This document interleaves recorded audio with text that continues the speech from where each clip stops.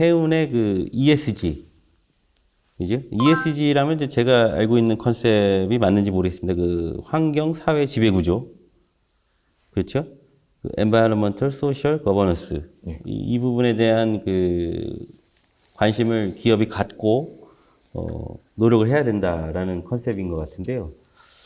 그러면 이제 환경적 측면에서 아무래도 교육자시다 보니까 그 환경적 측면에서 환경 보호적 측면에서 해운 우리 산업 그다음에 우리 선원들 또 특히 이런 ESG 관점에서 그럼 어떤 노력들이 좀 필요할까요? 지금 이렇게 LCA 얘기를 많이 떠들었지만은 사실 이 모든 게 고객이 달라져 가기 때문에 발생하는 거거든요. 그럼 뭐 국가적으로는 어느 국가가 넷제로 선언을 뭐 2050년, 뭐 2060년 이렇게 하고 있지만은 예. 또 민간 기업도 뭐 2040년, 뭐 2035년 이런 식으로 넷제로 선언을 하지 않습니까? 예. 그럼 그 넷제로를 달성하기 위한 그런 탄소 감축 로드맵이 존재하는데 뭐 최소한 뭐 25년까지는 어떤 식으로 얼마만큼 감축하겠다라는 전략이 있을 거거든요. 예. 그거의 일환으로 본인들이 수송하는 그 어떠한 제품, 뭐 원료든 그 제품을 그 수송하는 수단한테도 요구하기 때문에 이런 LCA 평가가 생겨나게 된 겁니다. 예. 결국 이게 모두 ESG의 하나의 일환인데, 예. 그러니까 ESG 하면은 이제 환경적인 가치, 그 다음에 그런 사회적 편익, 그 다음에 건전한 지배 구조를 담고 있는 거거든요. 예. 일단 해운 업계에서는 그런 움직임들이 생겨나고 있는 게 뭐 포세이돈 원칙, 뭐 선주협회에서도 잘 알고 계시겠지만은 이제 글로벌 그 선박금융의 30%를 차지하는 은행들이 해운사들에게 대출을 결정할 때 기후 변화 요소를 고려하도록 요구한 국제 원칙이거든요. 예. 아직 한국에서는 적용되는 금융권을 들어본 적은 없지만은 저는 솔직히 이런 유행들이 예. 단순한 유행으로 끝이지 않을 것 같다는 생각이 들어서 예. 향후에 우리나라 금융업계도 좀 이런 쪽으로 바라봐야 되지 않을까 그렇게 생각이 들고, 그 다음에 화주 단체들, 그런 세계 최대 원자재 및 에너지 기업들이 해운 산업의 탄소 배출량을 감축하기 위한 그런 이니셔티브들을 결성하고 있습니다. 예. 그래서 뭐 쉘이나 뭐 ADM이나 뭐 토탈, 카길, 앵글로 아메리카 뭐 이렇게 해서 한 17개 기업들이 참여하는 그 시카고 차터럭 이니셔티브라는 게 이제 생겨났거든요. 예. 이런 것들이 이제 사실 해운업계에 발생하고 있는 ESG 경영의 일환이 될 수가 있는 거죠. 예. 예. 고맙습니다. 결과적으로 아까 이 ESG 경영의 어떤 핵심 키워드 몇 가지를 말씀해 주신 것 같습니다. 고객이 달라졌다. 네. 고객이 그러한 에너지를 사용하는 것을 원한다. 네. 예. 그리고 결국 기업이나 이제 인류 지구적 측면에서도 자발적인 어떤 그런 경영 방침이 필요하다. 뭐 이렇게 보여집니다. 지금 사실 ESG도 할 말이 있었는데. 그럼 ESG 먼저. 예, 우리가 재밌는 게 있어요. 예, 이게 ESG 먼저. 뭐냐면은 예. 새로운 어떤 선진국에서 새로운 제도를 만들고 또 이런 친환경이라든지 여기 분명히 제일 첫 번째 들어간 게 환경이지 않습니까? 예. 여기에서 중요하다고 생각합니다. 그런데 이제 이 부분이 평가를 갖다가 하는 것도 각각 따로따로고 기준도 다 다릅니다. 예. ESG를 만들고 회계사들이 또 새로운 시장 통로가 하나 또 생겼네. 상업적인. 그 다음에 또 최근에는 또 중대재해기업처벌법이 만들어지면서 예. 법무법인의 또 하나 이슈가 또 생겼네. 예. 옛날에 또 환경규제가 생기면서 또 과학자들의 어떤 이슈가 생겼고 밀레니엄도 그랬지 않습니까? 예. 이런 부분이 있을 때 조금 더 무조건 대기업에서 그다음에 세계적 기업들이 가니까 그 사람들이 트렌드가 그러니까 이러면서 맹목적으로 갈 게 아니고 예. 어떻게 보면 저희 생각에는 약간 우리만의 기준을 가지고 가야 되지 않을까 이렇게 생각합니다. 그리고 잘못해서 이런 부분들이 또다시 개발도상국이라든지 또 후발주주한테는 또다시 또 장벽이 될 수 있거든요. 그리고 이제 우리가 또 우리의 고객은 또 다른 고객이 있을 수도 있고 일반적으로 해운 기업들은 예. B2B 영업을 하지 않습니까? B2B. 예. B2C를 하는 경우가 많지 않거든요. 예. 그러다 보니까 이런 차원에서 그런 고객들의 니즈라든지 이런 게 따라서 또 예. 중요한 거는 우리만의 어떤 해석이라든지 예. 또 이런 그 능동적으로 그렇게 가야 되지 예. 무조건 따라가서는 좀 어려움이 있겠다. 그리고 그래서 예. 그런 건 바람직하지 않다는 생각이고요. 예. 네, 제가 그 부분입니다. 제가 이해하기로는 그러면 조금 뭐랄까 네. 우리가 지금 우리 원PM님께서 말씀해주신 부분이 조금 이상적이라면 아직 한 현실에는 좀 맞지 않다라는 말씀이신가요? 현실 맞지 않다는 게 아니고요. 예. 그거를 해석할 때 네. 마치 우리가 이런 그 어떤 생각의 어떤 개발에 있을 때 예. 오리지널리티가 있으면은 예. 그걸 바탕으로 해가지고 두 번째 오리지널리티를 있을 수 있지 않습니까? 예. 더 발전시킨 그런 식으로 우리가 어떤 능동적이고 그 다음에 우리만의 것으로 좀 해석할 수 있는 이런 부분들이 그런 이웃들이 필요하지 않느냐 예. 그런 뜻입니다. 해운 산업 분야에 네, 예. 해운 산업 분야에 그런 적합한 맞는 이런 ESG가 필요한 것 같다. 뭐 그런 거에 이렇게 대해서 고민을 좀 많이 해야 된다 생각하고 해석이 있습니다. 되네요. 예. 예, 바로 그 다음 주제로 넘어가서 우리가 이제 이런 그 탈탄소화 정책이라고 하면은 이제 국제적으로도 역시 그 배출권 거래제에 대해서 이야기하지 않을 수 없는데요. 그 제가 알기로는 한 10년 전부터 우리나라도 그 이 배출권 거래를 하는 그 딜러들을 양성하는 이런 교육기관이 있었고 또 뭐 시험도 치고 했었던 것 같은데 그러한 그 배출권 거래제에 대해서 우리 이 이사님께서 잠깐 간략하게 한번 설명을 좀. 배출권 거래제 부분 말씀하시잖아요. 예, 좀 사실 거기에서 몇 가지 이제 체계를 좀 잡고 얘기를 해야 될 것 같아요. 네. 왜냐면은 배출권 거래제도 어떻게 보면은 그 시장 기반 조치라는 NBM의 하나의 방법이거든요. 예, 그래서 유럽이 지금 그걸 주도하고 있죠. 예, 뭐 항공 분야도 ETS의 EU 그 레귤레이션인가요? 그 개정을 해가지고 항공도 이미 들어가 있고, 예, 그 다음에 이게 무상 할당을 얼마나 하느냐 이게 또 이슈가 되어 있고, 예. 해안 부분도 들어갈 수 있게 작년인가요? 작년 가을에 개정이 됐습니다. 개정이 돼서 해운 부분도 집어넣을 수 있는 근거를 만들어 놨어요. 네, 이런 상황인데요.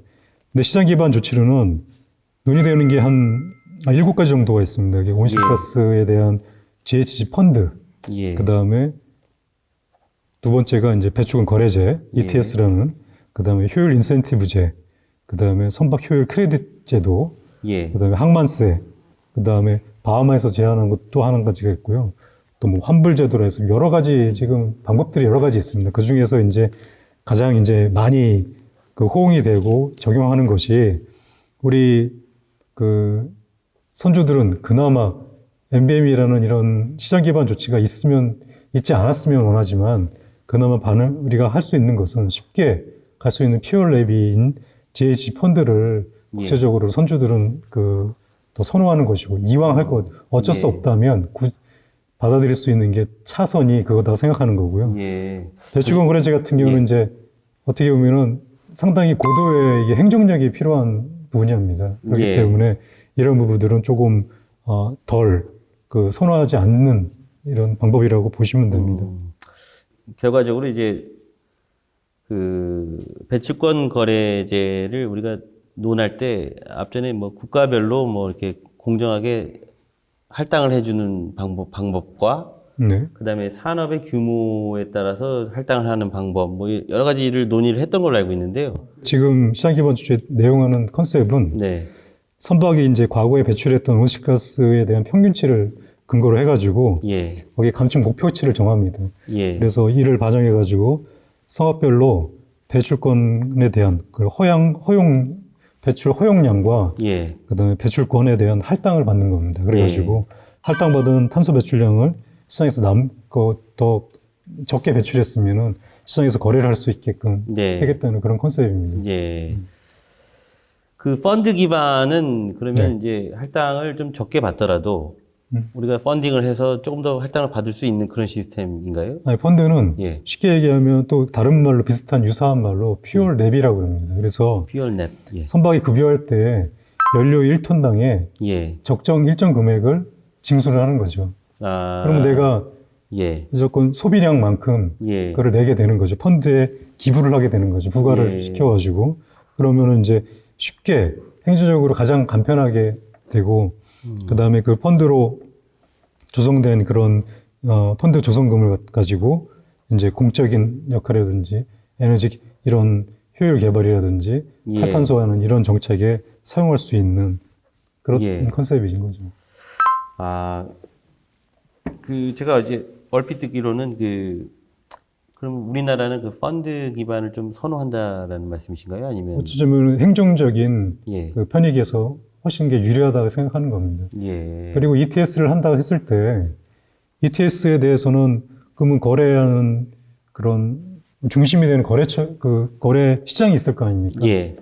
이미 EU에서 ETS에 대해서 많이 앞으로 치고 나가고 있고 선진국에서 하고 있는데 결국은 거래 시장이라든지 이런 것들이 우리 중심이 되지 않을 거라는 거죠. 예. 거기 선진국이 중심이고 또 유럽 중심이고 이렇게 갔을 때는 굳이 우리한테는 돈은 내지만 무슨 관리라든지 운영이라든지 그런 이니셔티브는 다 선진국이 가지고 있을 수밖에 없을 거고 예. 어쩌 보면은 대량으로 자기가 그 규모의 경제를 가지고 이런 에너지 효율이라든지 또는 탈탄소 정책을 많이 가져가는 그런 대형 기업만이 예. 그런 부분에서 주도권을 가질 수 있고 예. 그 다음에 규모가 작은 회사들은 그 시장에서 도태될 수밖에 없는 이런 구조가 예. 되게 쉽다는 거죠. 아, 예. 이해했습니다.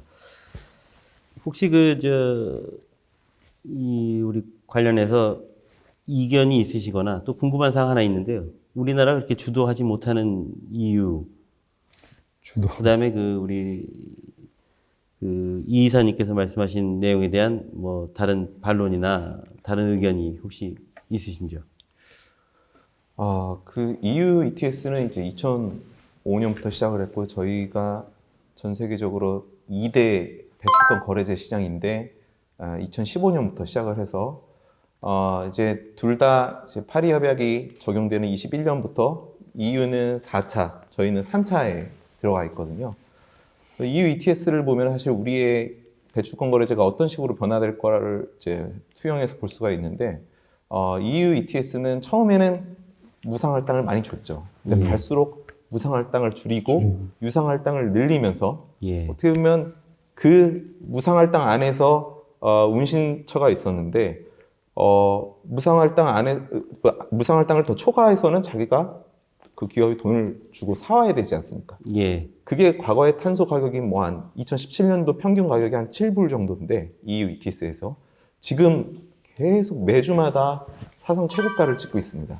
예. 지금 거의 55불 정도인데 결국은 이런 배출을 해야 되는 기업이 부담으로 안을 수밖에 없는 겁니다.